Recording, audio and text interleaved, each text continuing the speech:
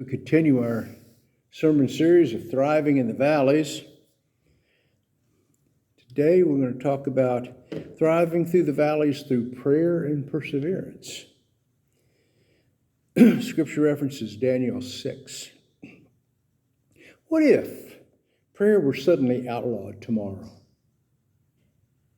Would anything in your calendar change? Not would you still believe? Most of us would say yes. The question is, would your routine need to change? Would alarms need to be deleted? Would a window need to be closed? Would kneecaps get a break? Many of us are walking through valleys right now. Diagnoses, bills, criticisms, loneliness, and that a knot of anxiety in the middle of the night. We want to thrive, not just to survive. We say, I know I should pray. But if we're honest, prayer can seem like the last thing that we reach for instead of the first thing. Perseverance sounds notable until it's 2 a.m. and the lines fear are pacing, and the times and seasons and the moments that test our faith and character. But what if the goal isn't just to get through the valley, but to thrive in it?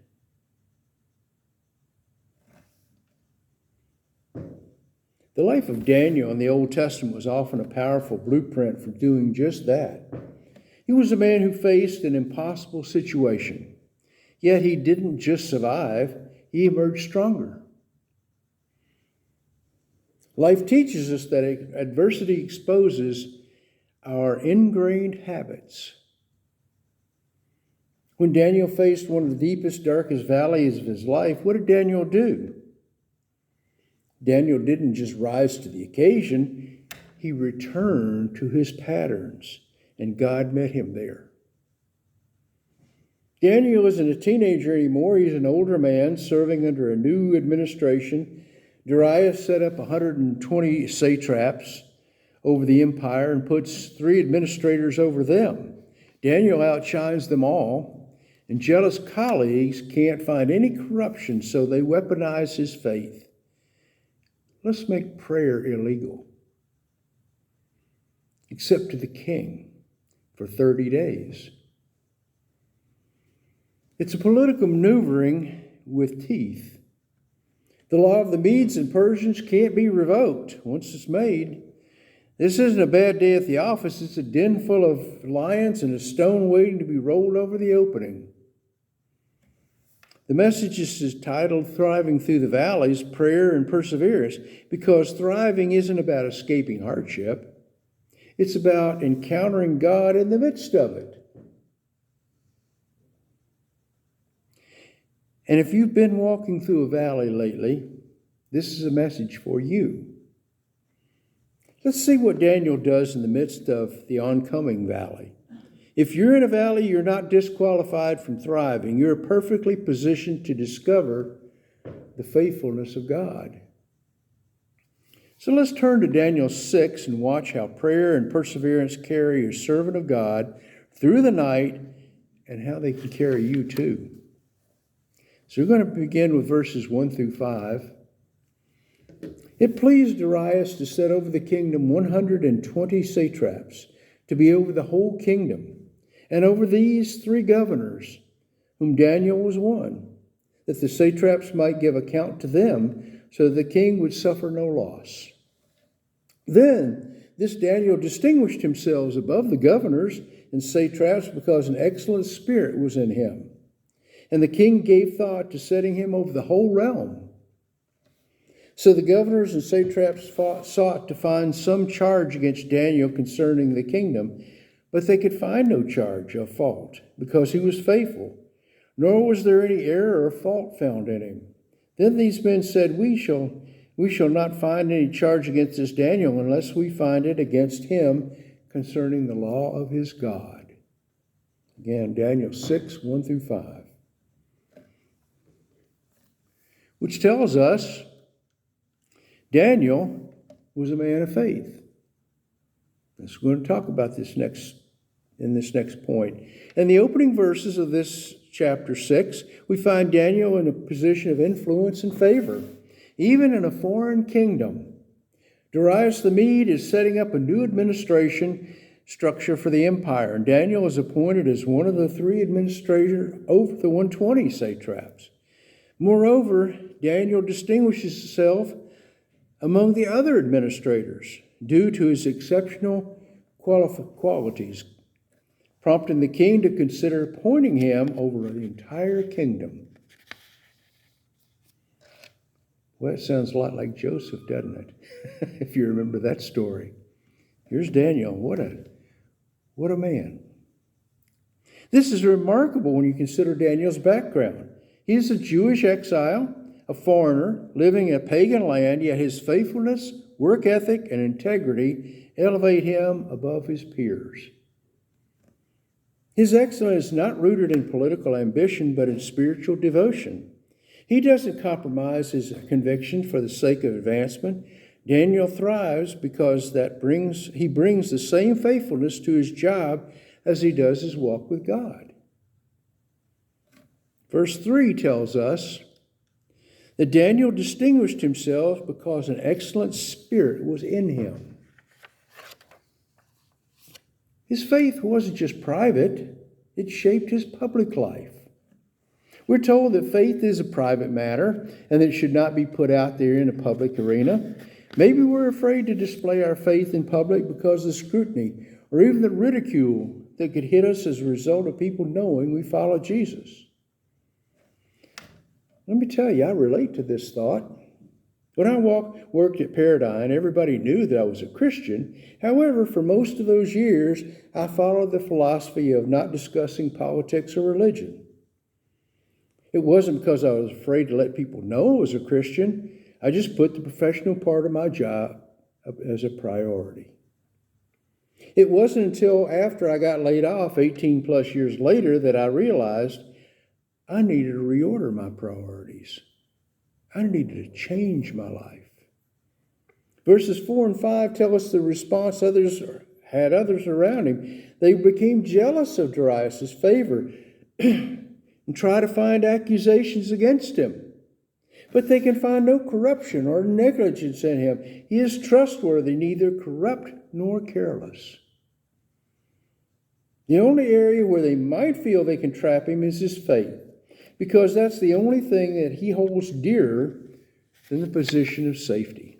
When you look at Daniel, 3 things stand out that are applicable to our lives today. A life of faith and integrity will stand out even in a godless culture. Daniel's character set him apart, and God gave him favor because he stood firm. Consistency in character and faithfulness in small things will pave the way for divine assignments. Daniel was not seeking status. He was simply faithful, and as a result, God elevated him. Opposition often comes when your commitment to God is clearly visible. But people of God can remain faithful even when faith is tested. Therefore, the satraps devised a trap to ensnare Daniel.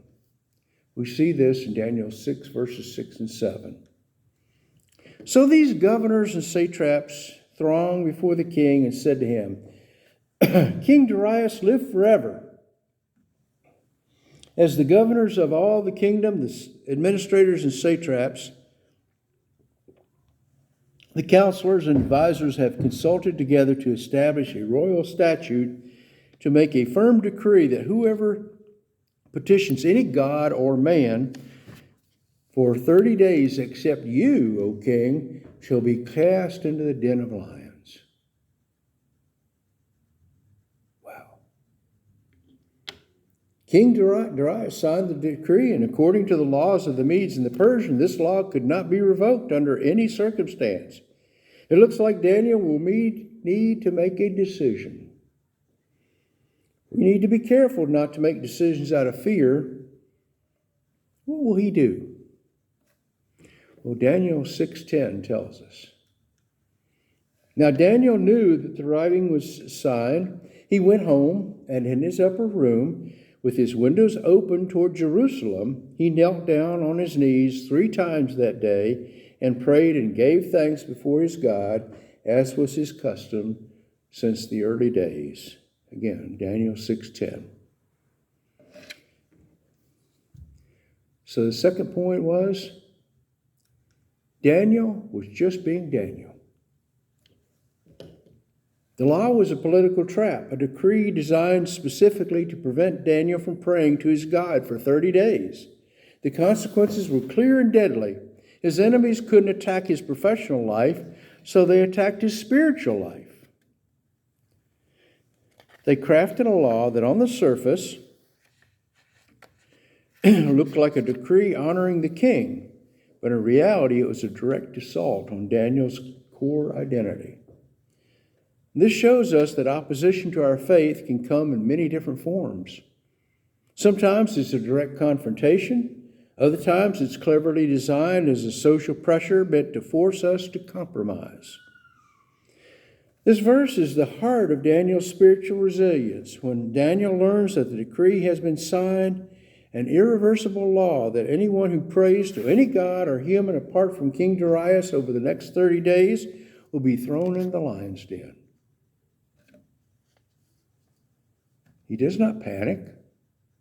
He does not argue or react in fear. Instead, he simply continues his regular practice of prayer. Verse 10, he tells us he entered his home where the windows in his upper room opened toward Jerusalem. 3 times daily he was kneeling and offering prayers and giving thanks to his God, just as he had been accustomed to do previously. You know what? It doesn't even say in here that Daniel made any particular petition in his prayers. He said he did his normal prayers. Now, I don't know. I would think being a person that he would have to have some fear in him, and he would have to put something in his prayers about those lions in the lion's den. But the Bible doesn't tell us that. What did Daniel do? He was just being Daniel.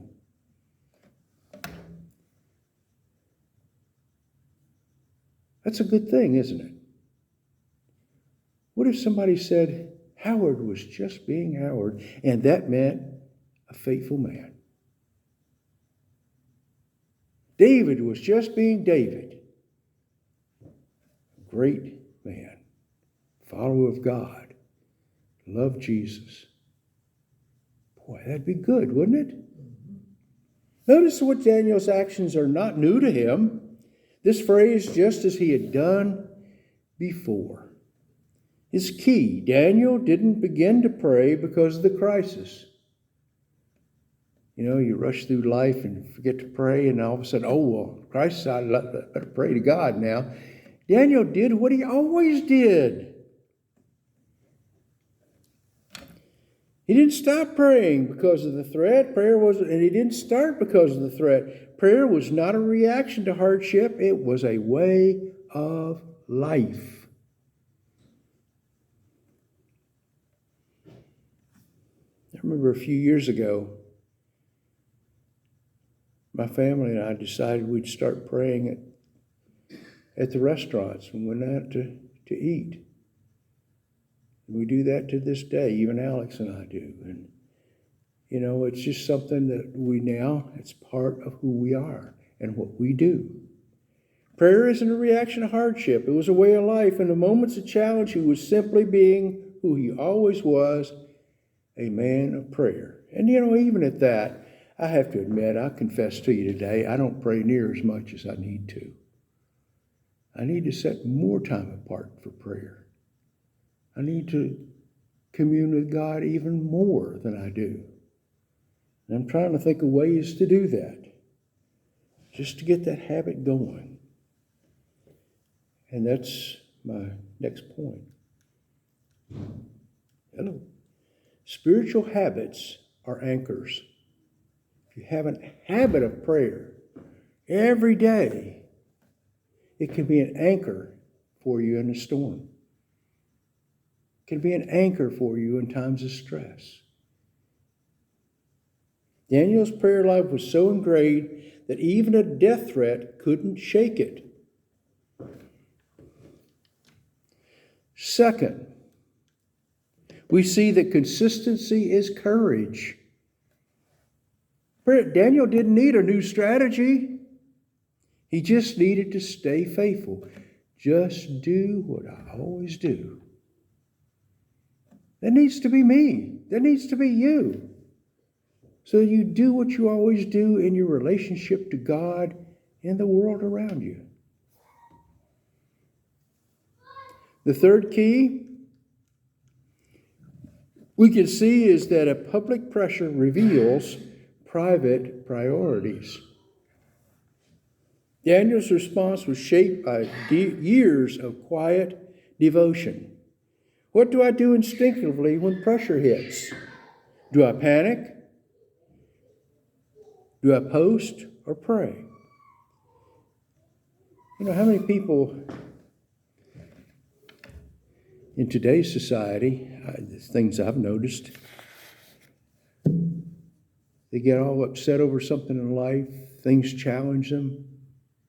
They post on TikTok and cry and complain about their situation in life. What's that going to do that prayer won't? When you were in school, and I know when I was in school, we did fire drills, right? That way, if a fire happened, we wouldn't wonder what to do. We knew exactly what to do. You don't learn what to do in a fire by during the fire. You practice it beforehand. Daniel had rehearsed his response for years. Daniel's consistency didn't keep him out of the lion's den, but it prepared him for it. And now we see that what thriving in the valley is really what it really looks like.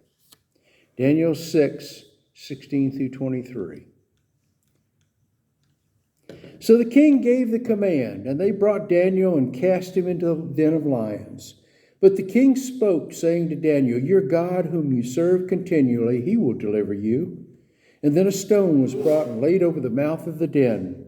And the king sealed it with his own signet ring and the signets of his lords, and the purpose of concerning Daniel might not be changed. Now the king went to his palace and spent the night fasting. No musicians were brought in before him. Also his sleep went from him. And when the king rose very early in the morning, he went in haste to the den of lions. And when he came to the den, he cried out with a lamenting voice to Daniel. The king spoke, saying to Daniel, "Daniel, servant of the living God, has your God, whom you serve continually, been able to deliver you from the lions?"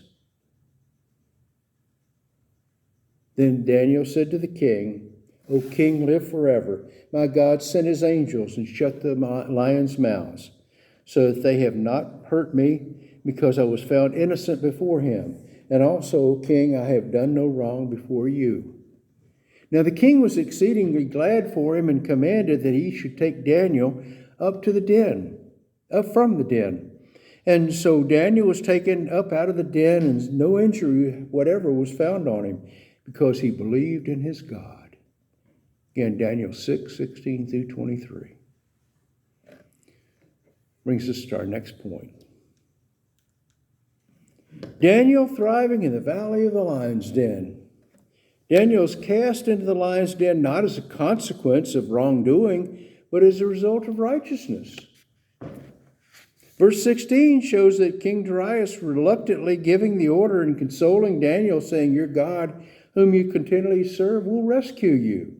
Even the king recognized Daniel's unwavering devotion. And verse 22 was the turning point. God sent his angel and shut the lions' mouths, so that they have not hurt me, because I was found innocent before him. And also, O king, I have done no wrong before you. Again, Daniel 6:22. So Daniel didn't just survive, he thrived. He came out untouched, and his testimony led to a royal decree honoring God, the God of Israel. Sometimes God allows us into the valley to reveal his power and his presence. Daniel wasn't spared from the lion's den. God didn't prevent the crisis, but he preserved Daniel through it. This reminds us that faith doesn't guarantee avoidance of hardship. It guarantees God's presence in the midst of it. Daniel thrived not because he escaped the lions, but because the lions didn't overcome him. Thriving is not about the absence of trouble, but the absence of trust. There is an indication in the text that Daniel was frantic. There was no indication in the text that Daniel was frantic, fearful, or resistant. He likely entered the lion's den with the same confidence he had when he went to pray. His safety came not from the king, not from a legal loophole, but from his God. That's what it means to thrive in the valley. In absolute trust that God is with us. No lions, no threats, no schemes can prevail. God uses the valley as a platform for his glory. Whatever happens the next morning is not just about Daniel's deliverance, it impacts everyone around him. King Darius spends a sleepless night fasting and rushes to the den of lions. When Daniel answers him from within the den, it is another undeniable testimony of the power and faithfulness of God.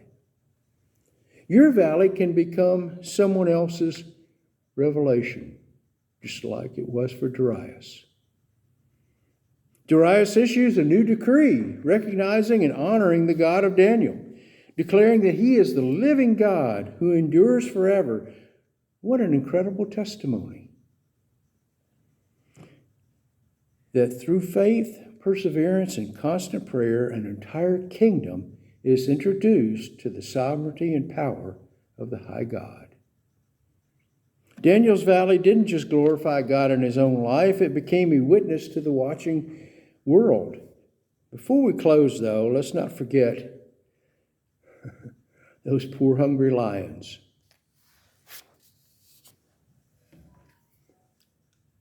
And the king gave the command, and they brought those men who had accused Daniel, and they cast them into the den of lions, them, their children, and their wives, and the lions overpowered them, broke all their bones in pieces before they ever came to the bottom of the den. Happy ending? Well, if not, it was certainly justice, wasn't it? Not something that we would want to see. Even our enemies, we don't want to see that happen to them, right? But it was justice. Daniel reminds us that thriving doesn't mean ease and comfort. It means standing firm in the faith and allowing God to work through that faith even when others oppose us. And they will. Daniel's life challenges us to be people of exceptional spirit by God's grace, shining even in the places of difficulty or exile. His story is a powerful reminder that our response to trials is rooted in our preparations before them. His perseverance was a product of his constant prayer life. You know, we see a lot about this preparation in this area,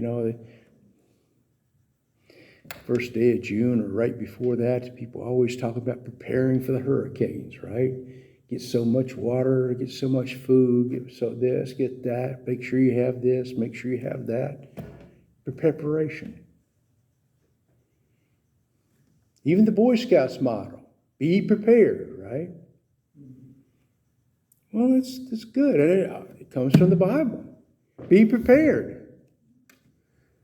But we don't prepare by getting a whole bunch of supplies.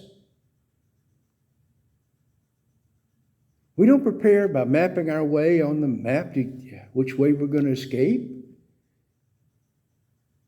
You might do that for a hurricane, but to be spiritually prepared, what do?